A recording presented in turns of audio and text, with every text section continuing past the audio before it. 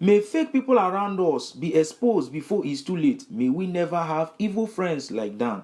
I wish Ejike's eyes would be open to see who Dan really is. Dan is nothing but a jealous friend to Ejike. Remember after what happened in the last episode when Munachi's mother was yelling at Chinwe, encouraging her to allow herself to be helped and take away bitterness from her life so that she can better her life.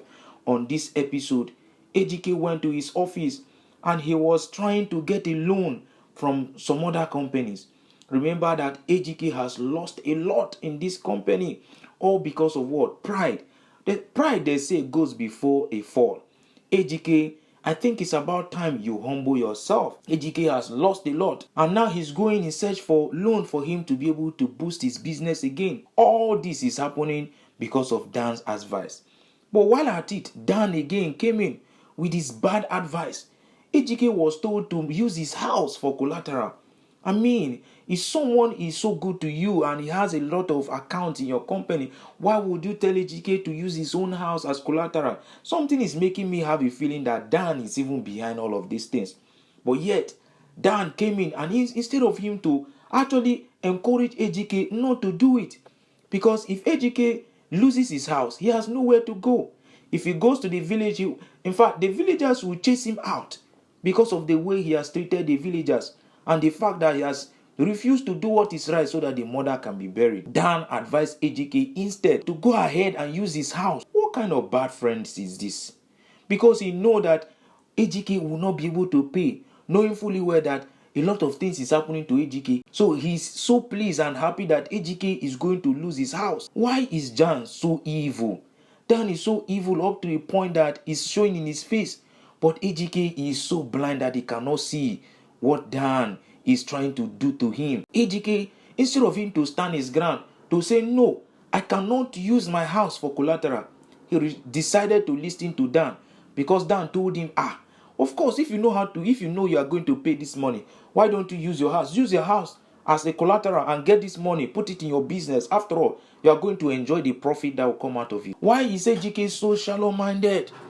He doesn't even think. Why would you not even think this through? Instead of him to go home and discuss this with the wife, Munachi, he decided to listen to Dan as if Dan is now the wife. Sometimes I begin to ask myself, is Dan actually removing Ejike?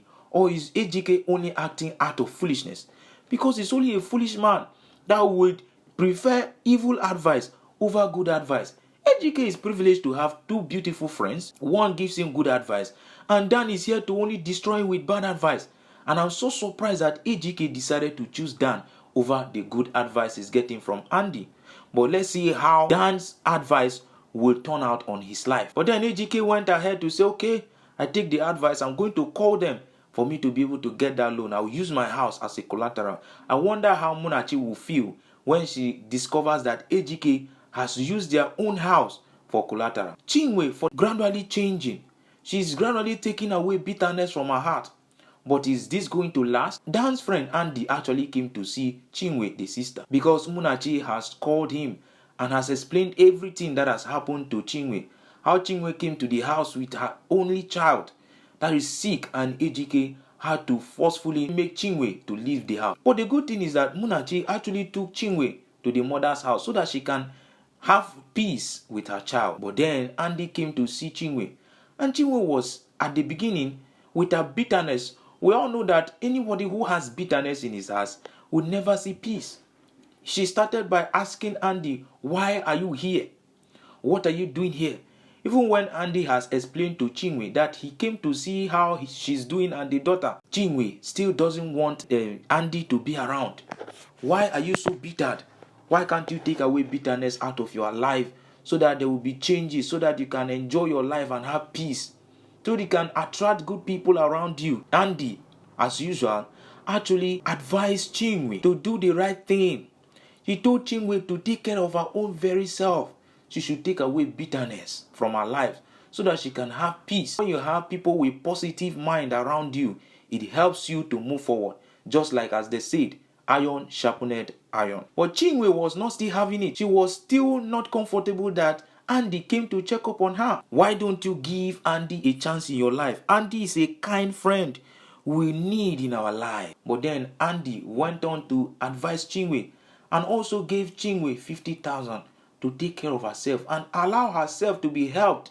She should stop seeing Muna as a threat or an enemy to her, that they are only trying to help her. Even if AJK is not doing anything to help her as a brother, that they are there for her. In fact, if she needs more, she should call on him or call Muna, that they are willing and ready to help her. What a kind gesture from Andy. Chinwe is beginning to feel alive again. She is surprised that even when her own brother cannot show her love, a lot of people out that are even close to AJK are rather showing her love instead of the brother. Chinwe, what you need to do right now is to embrace this love that is coming your way. Andy angrily went to AJK's house after finding out what happened to the sister Chinwe and the daughter, and immediately gave AJK a very hot slap. Why did Andy have to slap AJK so hard after a while? And then Andy was now telling AJK, why have you lost your senses? Does it mean that you no longer have feelings for humanity? Why are you this wicked right now? AJK was like, how dare you come into my house? Is it because I'm giving you an opportunity to come close to me? That is why you came to my house to slap me? How dare you raise your hand at me? And Andy was telling AJK, I will do it again and again. And immediately AJK got upset, and the two of them were actually fighting themselves. But then Munachi heard the shout from the upstairs, and she decided to run downstairs to settle this issue. But then, in the process of trying to separate the both of them from fighting, AJK pushed Munachi and she hit her head, and she eventually fainted. But right now, AJK is so scared of losing Munachi. We all know that Munachi is the only good thing that has happened to AJK. If AJK eventually loses Munachi, in fact, he's as good as dead. But then Andy was on the floor trying to raise AJK's wife. Instead of AJK to immediately carry the wife to the hospital, he was just there blaming Andy for coming to his house to fight him. That he's the reason why he pushed the wife. That if anything happens to the wife, he's going to deal with Andy. Why is AJK so naive? This is not the time for you to apportion blame to somebody. You need to act by taking your wife to the hospital so that she can get the best treatment she needs right now. And Andy was just there. AJK, do something. Let us take your wife to the hospital. She's not breathing. She needs medical attention. And AJK was just there shouting. But then, you know, Andy is a smart person. He decided to act fast by taking Munachi to the hospital. And when Dan came, Dan was like, what am I hearing? Why did Andy have to come to your house to fight you? What is the meaning of that? And AJK was like, I don't even know myself. What is even going on right here? The wife has fainted because AJK pushed her down. But then, remember that Dan is an evil friend. Remember, Dan has actually confessed to Andy before that he was jealous of AJK. So this is an opportunity for Dan to actually make AJK to hate him the more. So he decided to tell AJK that you don't need to worry. That since Andy actually came to your house to fight you, and while the both of you were fighting, you pushed your wife. If your wife eventually dies, you will blame it on Andy because he was the one that came to attack you in your house. And then AJK was like, but no, it wasn't even Andy that pushed my wife down.